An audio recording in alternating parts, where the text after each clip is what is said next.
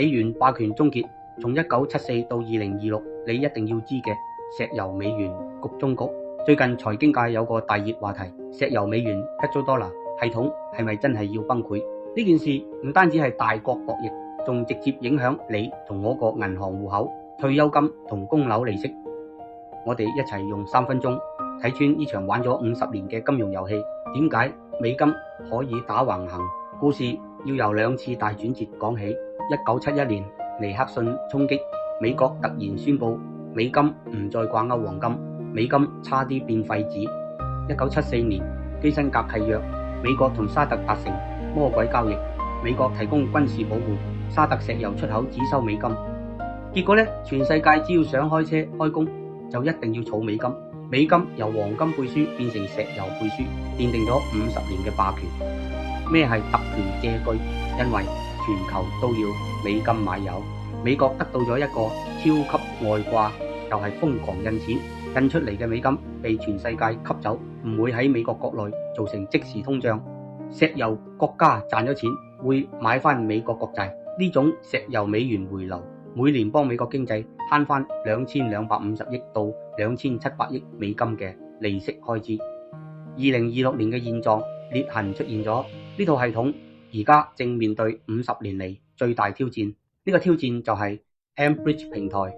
沙特加入咗呢個唔經美金、唔經 SWIFT 嘅數碼貨幣結算系統。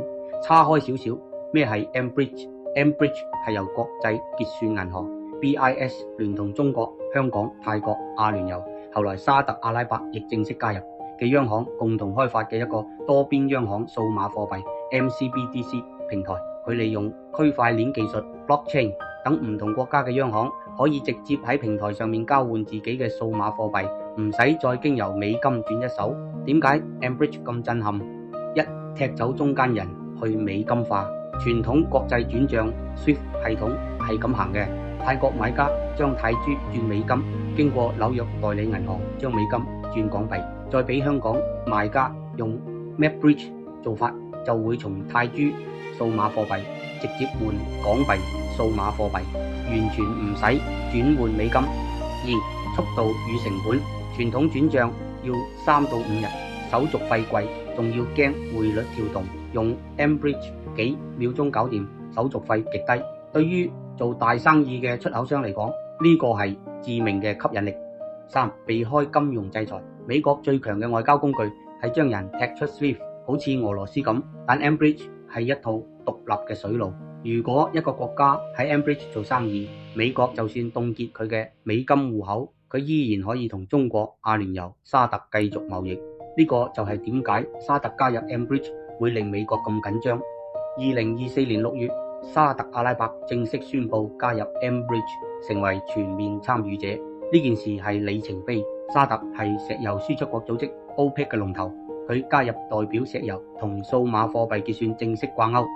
雖然沙特而家仲有收美金，但佢已經起好咗條後路，隨時可以切換去收人民幣或其他貨幣。好，講翻轉頭先，俄烏戰爭後，各國驚美金被武器化，紛紛揾後路。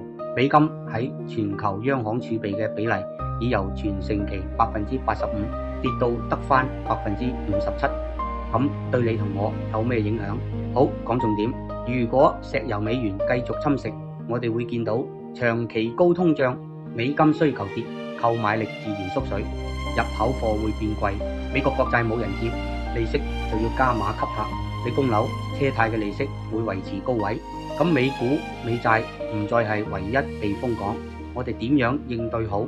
雖然美金唔會聽日就變廢紙，但大石砸死蟹嘅年代已經過緊，建議資產多元化，唔好100%揸美金資產，考慮部分黃金、歐元或優質實物資產，重新審視債務，喺高息環境下減少浮動利息貸款，關注新興市場，多極化世界，代表新嘅投資機會正在浮現。結論：石油美元嘅侵蝕係慢性病，雖然唔使恐慌，但一定要清醒準備。多謝收睇，我哋係非常一般707，下次見。